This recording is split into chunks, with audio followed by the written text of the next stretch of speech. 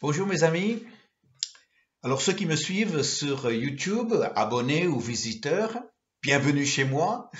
Je suis toujours dans ma cuisine, devant mon écran. C'est vrai que c'est pas très pro, mais on fait avec les moyens du bord. Ça a commencé en période de confinement et puis j'ai continué comme ça. Vous vous rendez compte que aujourd'hui, nous sommes à notre 90e vidéo. Et oui, et nous sommes toujours dans l'évangile de Jean.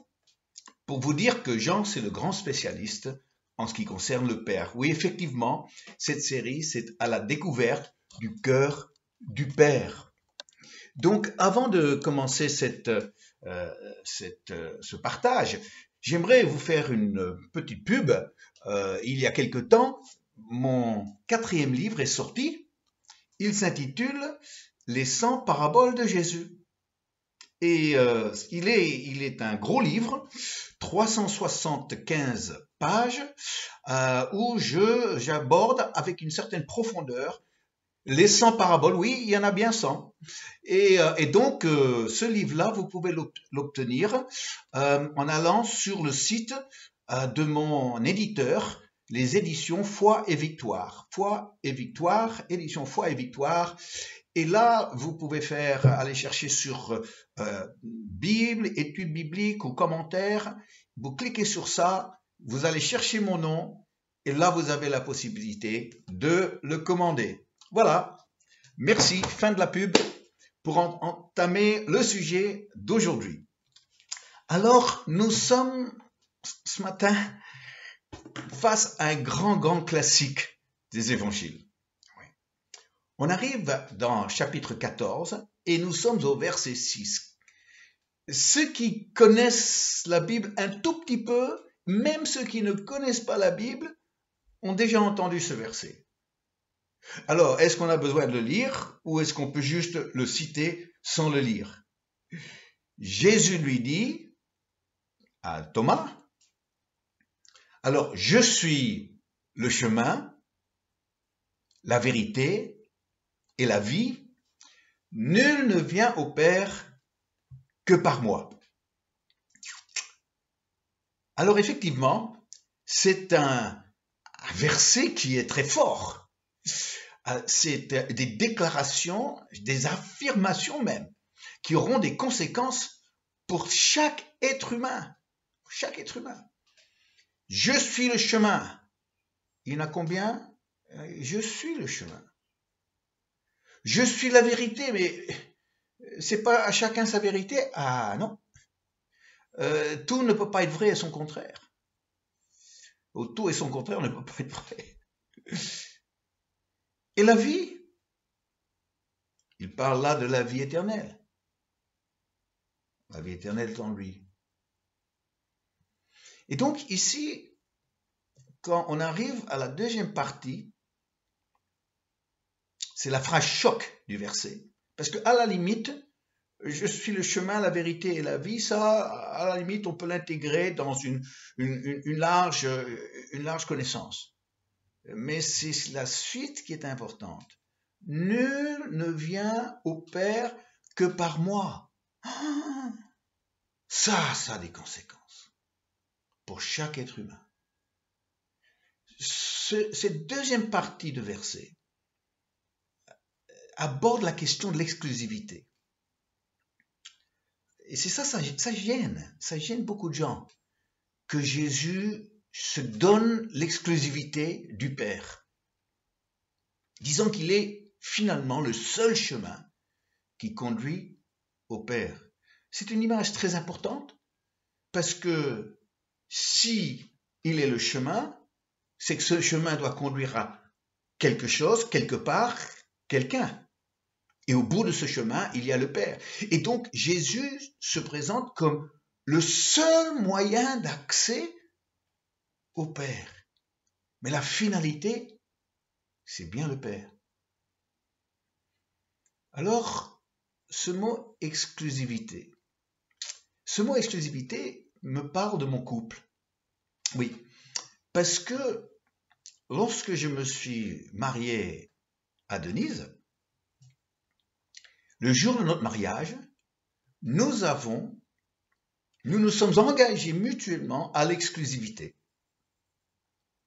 Et comme symbole de cette exclusivité, de cette alliance que nous avons faite, et nous avons échangé justement des alliances. Et donc, cette alliance-là annonce au monde entier, je ne suis plus disponible. Alors, si il y a une femme qui cherche un mari, ben non, non, c'est fait pour moi. Cette question est réglée pour moi, va trouver quelqu'un d'autre. Et c'est pareil pour Denise. Elle m'a consacré son exclusivité dans une relation. Et à partir de ce moment-là, ça crée une relation tellement forte, une relation que je n'ai avec aucune autre personne sur cette terre. Si un jour, et ça peut jamais arriver, mais imagine un homme qui fait des vœux de mariage à sa femme, et après, je ne sais pas ce qui lui prend, mais il voudrait constituer un ménage à 3. Alors là, sauf si la femme elle n'est pas très bien, là c'est plus possible ça. Ah non, non, non, non, ça n'existe pas, un vrai ménage à 3. Parce que ce qui est rompu, c'est l'exclusivité. En tout cas, si aujourd'hui dans notre monde tordu, on trouve ça pour certains bien, je vous dis tout de suite que le ménage à 3 avec le père, c'est tout simplement pas possible. Quand moi je prépare un jeune couple pour un mariage, je dis au jeune homme, et puis peut-être aussi il faut le dire à la jeune fille, j'ai dit mais non, ton carnet de numéro de téléphone, tu le jettes. T'as pu avoir les numéros des ex. T'as pu avoir des numéros des filles qui rentrent et qui sortent de ta vie. Ah non, non ça c'est fini ça maintenant. Parce que c'est elle et pas une autre. Mais si c'est pas acceptable pour moi, dans l'exclusivité que j'ai donnée à mon épouse et qu'elle m'a donnée à moi, ce n'est pas non plus acceptable et du tout qu'on fasse un ménage à 3, le Père, Jésus et quelque chose d'autre. Pas possible ça. C'est pour ça que l'apôtre Jacques, lui, il dit avoir l'amour pour le monde, c'est être adultère par rapport à Dieu. On peut être adultère, pourquoi? Parce qu'on court après une autre. On aime une autre et on veut partager notre amour pour le Père avec l'amour pour le monde, c'est l'adultère. Et oui. Et donc c'est pas acceptable. C'est ce verset, Jean 14, 6, à l'île de la Réunion, où j'habite actuellement, on le voit sur le bord de la route. Il y a des chrétiens certainement qui se sont permis de mettre des petites pancartes au bord de la route. Et puis il y a ce verset, ils mettent Jésus dit, je suis le chemin, la vérité et la vie. Et ce que j'ai remarqué, c'est qu'ils mettent pas la deuxième partie. Parce que finalement, le chemin, la vérité et la vie, ça, à la limite, c'est pas trop gênant pour ceux qui ne sont pas chrétiens. Par contre, la deuxième partie, c'est que les gens qui n'y croient pas, les gens qui ne suivent pas Jésus, alors tout de suite, ils sont en train de se retrouver devant une déclaration comme quoi l'accès au Père leur est interdit. Ah, dans un monde où on voudrait bien que toutes les voies mènent au Père, Jésus dit non, je suis la seule. Ça, c'est gênant. J'utilise un exemple très connu ici à l'île de la Réunion. Pour ceux qui sont déjà venus en visite, si vous habitez pas ici, c'est la fameuse route de Sillaos. Sillaos est un très beau village dans les Hauts, dans un des cirques, mais l'accès est très difficile. L'accès à la ville de Sillaos, se fait uniquement par une route on appelle ça les 400 virages de Sillaos. Effectivement, il y a une route. On avait compté 400 virages. Apparemment, ils ont fait quelques travaux. Il y en a un peu moins maintenant, mais il y en a encore beaucoup, beaucoup. Et c'est une route étroite avec des virages vraiment en épingle. Pas facile. Si quelqu'un disait, ah non, moi je vais aller à Sillaos, et bien sûr que je vais aller visiter Sillaos, mais la route qui mène à Sillaos, j'aime pas trop. Alors ce que je vais faire, je vais prendre plutôt la 4 voies qui est assez récente, et puis là il y a de la place, on peut rouler, il n'y a pas de virage. Oui, mais sauf mon ami, la 4 voies ne te conduit pas à Sillaos. Non, non, la 4 voies t'amène dans le nord de l'île, dans le sud de l'île, éventuellement, mais et même dans l'est, mais pas à Sillaos.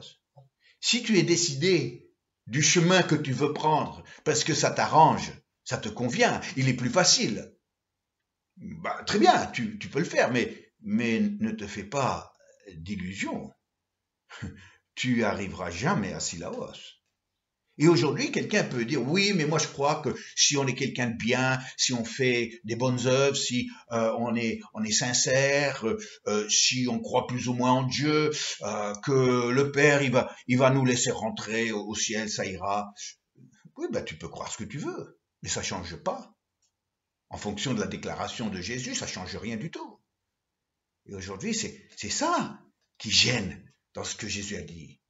C'est cette notion d'exclusivité. Il n'y a qu'un seul chemin, et si on ne prend pas ce chemin-là, on n'y arrivera pas.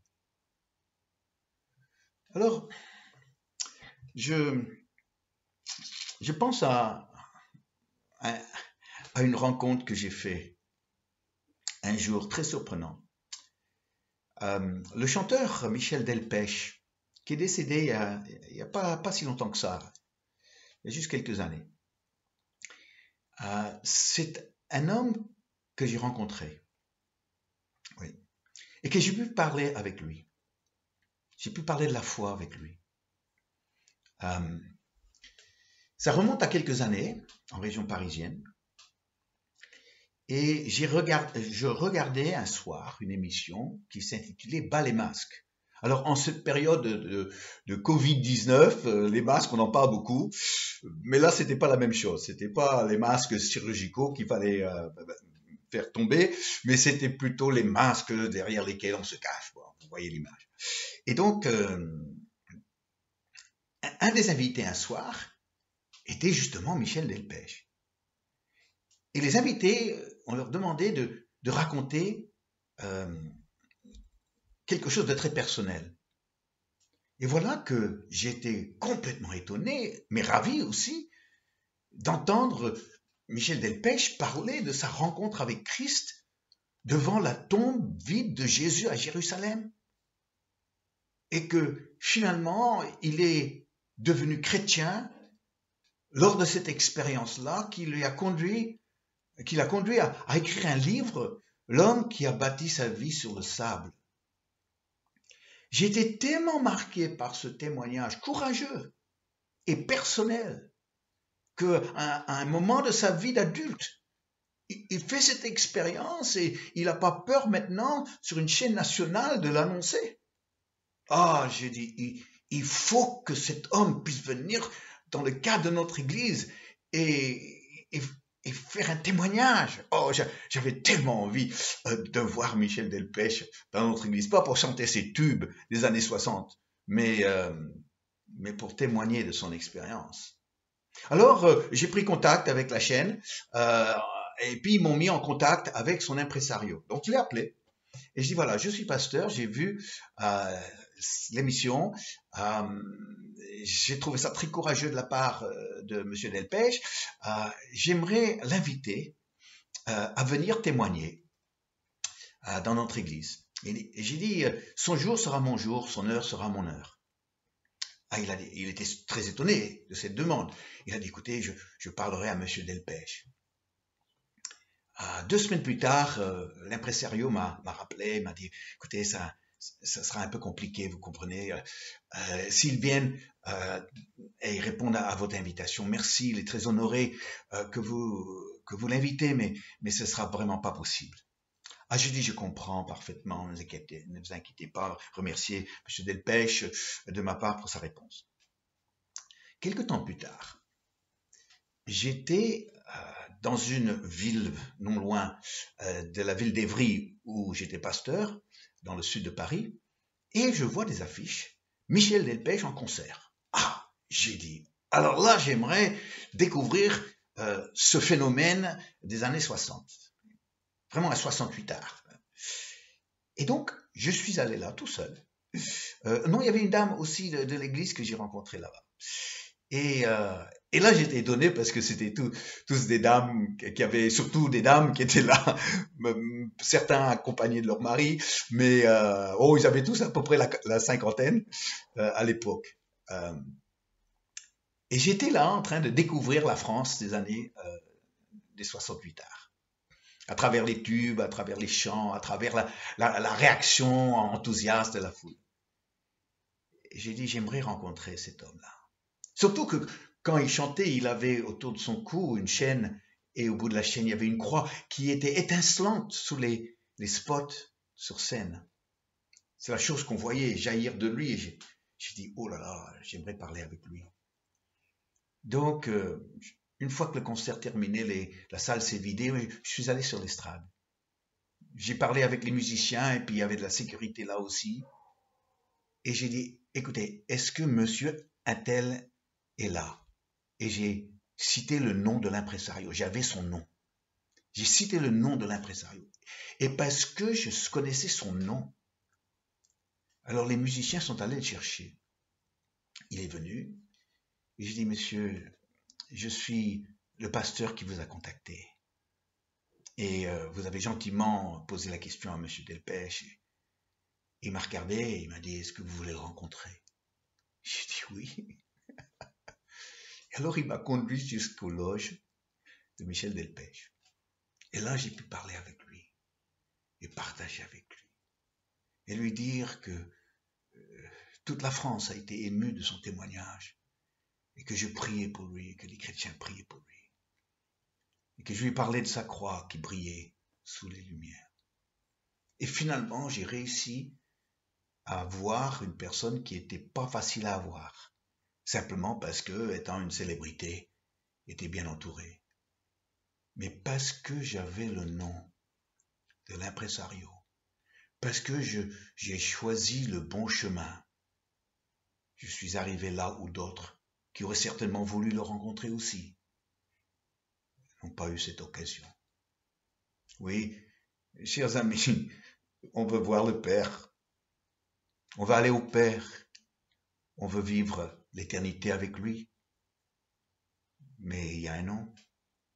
Sans ce nom, tu n'auras pas accès. Et son nom, c'est le nom d'un sauveur. Son nom est Jésus. Oui. Et donc, je suis le chemin. Je suis la vérité. Je suis la vie. Nul ne vient au Père que par moi. On va chanter. Un chant que vous devez commencer à connaître maintenant. Oh mon Père, reçois toute ma reconnaissance. Oh mon Père, tu m'émerveilles par ta puissance, par ta main puissante et ton amour si grand combien tu comptes pour moi, ô mon Père, reçois toute ma reconnaissance. Ô mon Père, tu m'émerveilles par ta présence, par ta main puissante et ton amour si grand combien tu comptes pour moi, ô mon Père. Prions ensemble si vous voulez bien. Père, On veut aller à toi. On ne veut pas passer à côté de cette chance que tu nous donnes. Père, tu nous as donné qu'une seule chance. Elle est devant nous. Elle s'appelle Jésus. Père, je ne discute pas. Je ne raisonne pas. Je ne complique pas les choses. Père, je veux venir à toi. Je te remercie d'avoir ouvert une voie nouvelle, d'avoir ouvert l'accès à ceux qui veulent vraiment, mais vraiment te voir et te connaître. Père, merci de ce chemin qui porte un nom, le nom de Jésus. Par ce nom, par ce chemin, nous venons vers toi, nous allons à toi et nous te verrons. Merci, Père. Ma prière pour chaque être humain, c'est qu'ils vont découvrir ce nom et un jour te connaître. Père, je t'aime. Père, nous t'aimons. Amen. Merci, chers amis. Nous sommes ensemble encore une fois, la semaine prochaine, si vous le voulez. Que le Seigneur vous bénisse, qu'il vous accompagne sur ce chemin-là, merveilleusement.